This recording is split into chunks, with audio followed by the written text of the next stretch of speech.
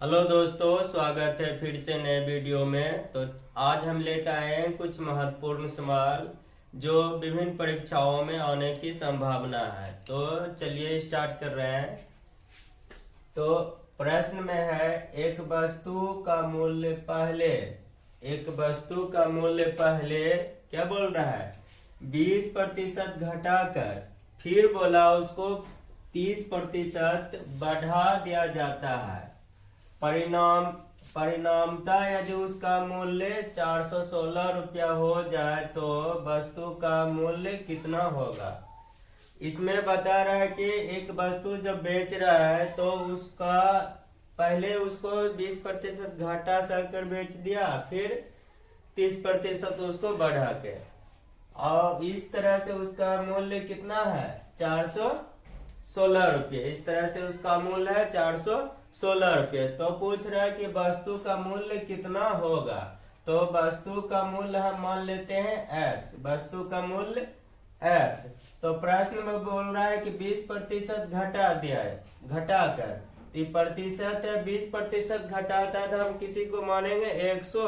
तो 20% बोल रहा है घटाकर, तो 20% घटा दिया जाए तो कितना हो जाएगा 80। वस्तु का मूल्य माने हैं x, 20% घटा दिया है तो 20, 100 में 20 घटा देंगे कितना आ जाएगा 80/100 गुना। अब फिर क्या बोला 30% बढ़ा दिया जाता है, फिर 30% बढ़ा दिया जाता है, मतलब 100 में 30 जोड़ेंगे तो 130/100 बराबर। तो इस तरह से कितना मूल्य हो जाता है 416। कितना हो जाता है 416। तो यहाँ 416 लिखेंगे।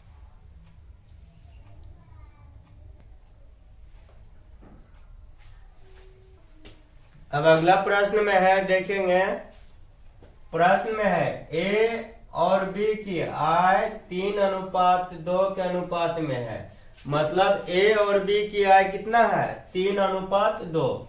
इसमें ए का आय एक तरह से 3 और बी का आय 2, मतलब इसको x मान लेंगे। 3x और 2x। ए की आय कितना हो जाएगा 3x, बी की आय हो जाएगा 2x। और खर्च वो जो कर देता है 5:3। खर्च कितना कर देता है 5:3 में है। यदि प्रत्येक 1000 रुपये बचाता है तो ए की आय कितनी है। प्रत्येक मतलब ए और बी दोनों 1000 रुपये बचाता है। तो इसमें पूछ रहा है ए की आय कितनी है, ए की आय कितनी है। तो इसमें अभी मान लेंगे ए की आय मान लेंगे 3x और बी की आय मान लेंगे 2x। अब इसमें पूछ रहा है खर्च का अनुपात कितना है 5:3, और कितना बचा लेता है वो दोनों 1000 रुपये। तो इसमें रखेंगे, इस तरह रख देंगे 3x। तो ये कितना बचा रहा है 1000 माइनस 1000, मतलब इसमें है कि 3x वो कमाता है और इतना रुपये खर्च कर देता है। खर्च कर देता है तो इसमें माइनस होगा, बटे फिर है ये 2x माइनस, दोनों बचा रहा है 1000 रुपये इतना। और इसका खर्च का अनुपात कितना हो जाता है 5:3। तो यहाँ रखेंगे 5:3। अब क्रॉस मल्टीप्लाई करेंगे 9x माइनस 3000 बराबर, इधर गुना करेंगे तो 10x माइनस 5000। अब x को एक साइड लेके आएंगे, इसको इधर लेके आ जाएंगे 1000। अब इसको इधर लेकर जाएंगे माइनस, ये कितना है माइनस 5000। इधर जब लेकर आएंगे तो कितना हो जाएगा प्लस 5000 बराबर। पहले से इधर कितना है 10x और 9x को उधर लेकर आए हैं माइनस, प्लस रहेगा तो माइनस, माइनस रहेगा तो प्लस। अब इसमें घटाएंगे कितना आ जाएगा 2000। अब इसमें 9x में 10x में 9x घटेगा तो x का मान कितना निकला 2000। अब इसमें क्या पूछ रहा है ए की आय को हम क्या माने हैं 3x, मतलब x का मान यहाँ रखेंगे 3 गुना x है तो x का मान कितना है 2000।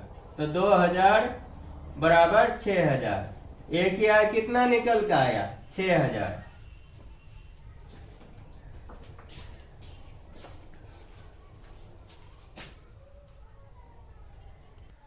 एक वस्तु अंकित मूल्य पर 5% छूट देकर, एक वस्तु को अंकित मूल्य पर 5% छूट, मतलब एक तरह से 100% मानेंगे तो उसमें 5% छूट दिया है, देकर 950 रुपये में बेची जाती है, मतलब उसको बेच देता है। तो वस्तु का अंकित मूल्य ज्ञात करें। तो वस्तु का अंकित मूल्य ज्ञात करें मतलब दिया रहा है, मान लीजिए कोई सामान खरीदे, उस पे दे रखा है 2000 रुपये, कितना दिया दाम है 2000 रुपये।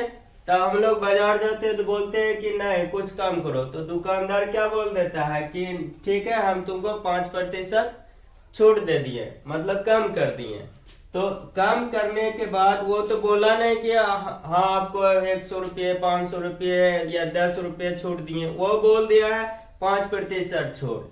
अब 5% छूट देने के बाद वो कितना रुपये में बिका था, 950 रुपये में। तो जो वस्तु पे प्रिंट दाम क्या रहता है वो क्या है, अंकित मूल्य पूछ रहा है।